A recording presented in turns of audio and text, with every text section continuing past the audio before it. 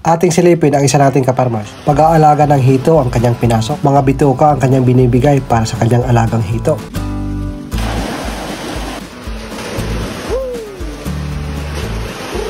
Halina mga kaparmers at samahan niyo ako sa panibago nating video.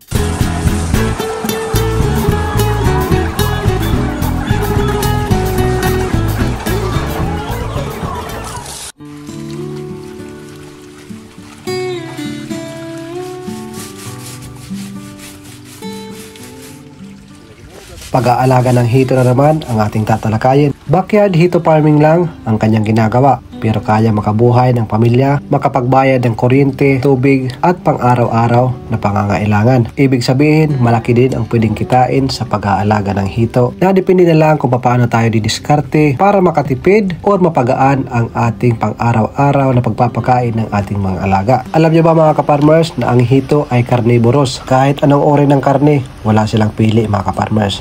Kaya nilang kainin yan. Sa nakikita nyo ngayon, ito yung mga bituka ng mga manok. Since meron silang alagang broiler, sa bawat katay nila, itinatabi yung mga bituka para sa kanilang mga alagang hito. At yung ibang mga bituka mga kaparmers, kasi kailangan nila ng maraming bituka para ipakain araw-araw para sa kanilang hito, meron silang mga kakilala sa merkado at sa mga farm na nagkakatay ng broiler. Kinokolekta nila yan upang ibigay sa kanilang mga hito. Sabi nga ni Sir, meron silang mga kaibigan na once na hindi nabinta yung mga bituka o natatamad na silang maglinis, tinatawagan sila para kuliktahin. Para sa mga ibang negosyante, basura na yan para sa kanila. Pero para kay Sir, napakalaking pakinabang para sa pagkain sa pang-araw-araw sa kanilang mga alagang hito dito sa kanilang likod bahay.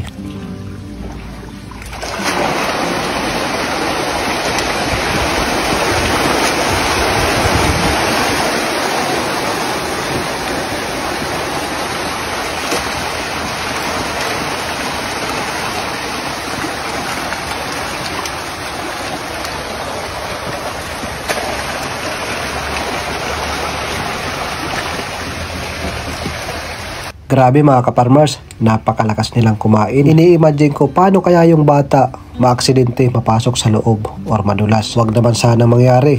Pero ini-imagine ko kawawang kawawa mga kaparmers. Kayang kainin sa dami ng hito na ito.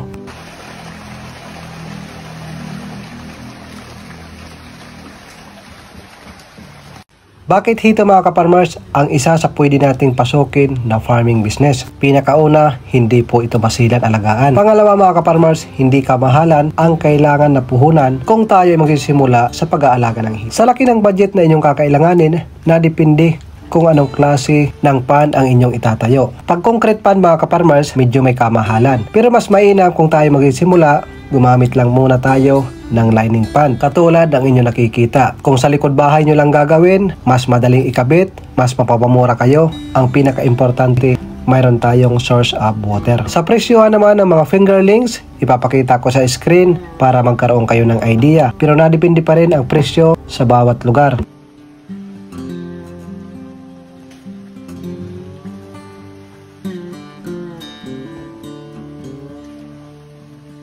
At kung wala tayong idea kung paano magsimula mga kaparmers, hindi po yan hadlang. Lahat na nagsisimula yan sa walang alam. Kailangan lang natin pag-aralan, mag-research.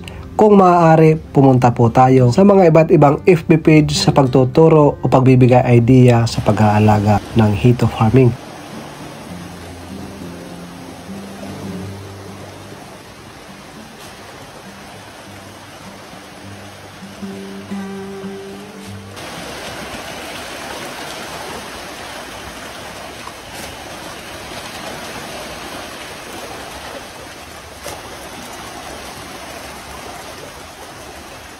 I-search nyo lang sa Facebook, Hito Farming. Magsisilabasan dyan ang iba't ibang grupo about sa pag-aalaga ng hito, nagbibinta ng mga fingerlings, nagbibinta ng mga supply about sa hito mga kaparmers, para magkaroon kayo ng idea at para sa iba pang katanungan na pwedeng magkaroon ng kasagutan. Pero bago kayo mag-search sa ibang lugar, hanapin nyo muna ang mga grupo sa inyong lugar para mas mapadali ang transaksyon at mapamura na rin para hindi na magbayad ng delivery charge. Para naman sa ating mga kaparmers na mag-aalaga gamit ang commercial feeds, wala akong problema, malaki pa rin ang pwede nating kitain. Para kay Sir Sunny at Ma'am Eleanor, may-ari ng hito farming na ito. Pag commercial feeds ang pag-uusapan, ito yung feeding guide na kanilang sinusunod or kanilang mga ginagawa. Pag-uusapan natin ang tamang paraan ng pagpapakain ng ating mga hito para siguradong mabilis ang paglaki, healthy at iwas sakit. Ang tamang pagpapakain ay hindi lang para sa mabilis na pagpapalaki ng ating mga hito. Ito rin ay para sa kalusugan ng ating palaisdaan. Una sa lahat, mahalagang malaman na ang hito ay carnivorous o kumakain ng karne. Kaya dapat tama ang uri ng feeds natin. Kapag fingerlings pa lang, dapat ay gumamit tayo ng starter feeds na may mataas na protein, around 38 to 42%. Kapag lumalaki na sila, pwede nang i-adjust to grower. At eventually, finisher feeds na nasa 28 to 32% protein content. Ito ang tamang paraan ng pagpapakain. Pakainin sila 2 beses sa isang araw. Isa sa umaga at isa sa hapon. Pinakamainam kung alas 6 ng umaga at alas 5 ng hapon para iwas init ang feeds. Huwag basta-basta ibuhos ang feeds. Dapat kontrolado ang dami, i-monitor kung may natitirang feeds sa tubig. Kapag marami pa, ibig sabihin sobra ang pakain. Sayang at nakakabaho pa ng tubig. Alam mo ba, ang sobrang pagpapakain ay isang sanhi ng pagdumi ng tubig at pagkakaroon ng ammonia. Kaya importante ang tamang dami at oras ng feeding. Kung meron ka pang gustong itanong tungkol sa pag-iitubos, i-comment mo lang.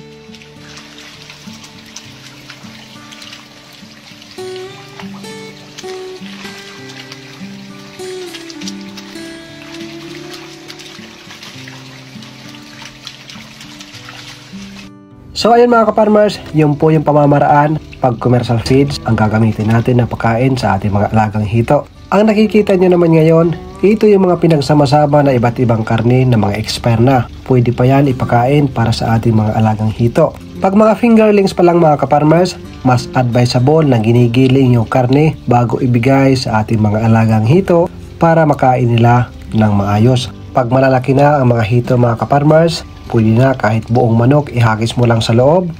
Kakainin nila yan hanggang maubos, hanggang buto na lang ang matira.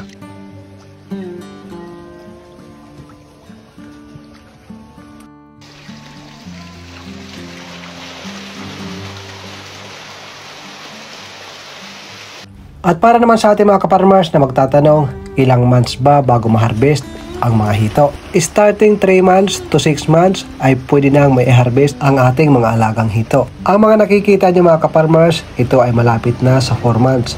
Napakagandang size ito at ito ang mabinta na size para sa ating mga customer. Pag umabot na kasi ng 6 na buwan or lampas pa, oversize na yan mga ka-farmers, bibihira na lang ang bumibili na ibibinta yan sa mas mababang presyo. Pero hindi ibig sabihin na hindi na yan mabibinta. Nadepende pa rin sa ating diskarte kung paano natin i-manage ang ating negosyo. Kung magtatayo tayo ng ihawa ng hito, yun po yung mga hinahanap ng ating mga customer, yung malalaki. At paglipas ng mga buwan mga ka-farmers, ito na yung mga hito na kanilang inaalagaan. Ito na yung pinaka-excitement na moment. Babalik na yung pera, makikita na kung magkano ang kinita sa kanilang pag-aalaga sa loob ng almost 4 months mga ka-farmers. Kaya para sa ating mga ka-farmers na nagpaplanong umuwi ng Pilipinas, mag-retire at mag-for good, ang pag-aalaga ng hito ay isang napakagandang idea. At kung meron tayong ibang plano katulad ng pag-aalaga ng manok, pag-aalaga ng baboy, pwede naman natin isingit ang pag-aalaga ng hito. Dagdag kita rin yan mga ka-farmers. Mas marami kung marami tayong alaga sa ating farm, mas marami yung ating source of income na pwede natin mapagkunan. Dito naman sa amin mga ka-farmers, ang presyohan ng hito per kilo ay naglalaro sa 150 to 170 ang bawat kilo.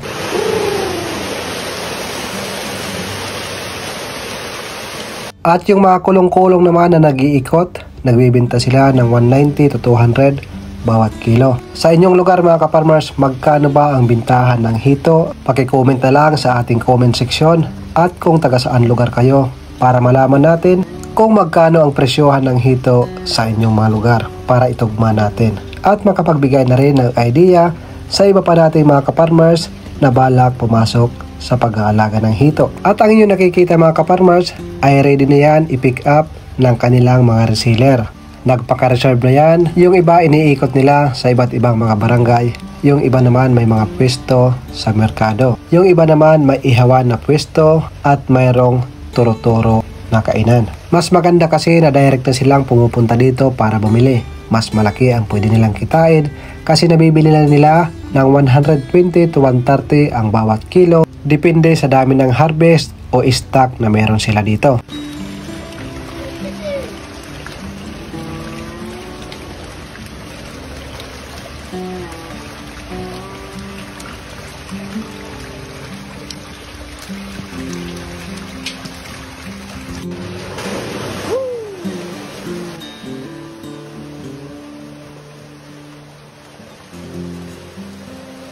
So paano mga ka-farmers? Nag-enjoy ba kayo sa ating video na ibinahagi? Kung mayroon kayong gusto nating talakayin at pag-usapan na magkakaroon tayo ng idea about sa farming, i-comment nyo lang sa comment section. Baka yun na ang inyong susunod na makikita dito sa ating YouTube channel. Sa munting idea na ating ibinahagi, sana ay nagkaroon kayo ng idea at mas lalo pa tayong ganahan ma-inspire sa ating farming business na pinagplaplanuhan or mayroon nang nasimulan. At para naman sa ating mga ka-farmers na bago pa lang napadaan sa ating YouTube channel, ang inyong pag-subscribe ay napakalaking tulong upang mas lalo pa tayong ganahan gumawa ng mga video na nakaka-inspire para sa ating mga ka-farmers na nangangarap pumasok sa farming business. At kung gusto mong makatulong para sa iba pa nating ka-farmers na gustong makakita sa ating videos na ito, maaari mong i-share ang ating videos na ito, mapa-Facebook man o sa inyong mga YouTube channel para mas marami pang ka-farmers natin ang makakita at mas lalong ganahan sa pagpasok o pagsisimula sa farming business.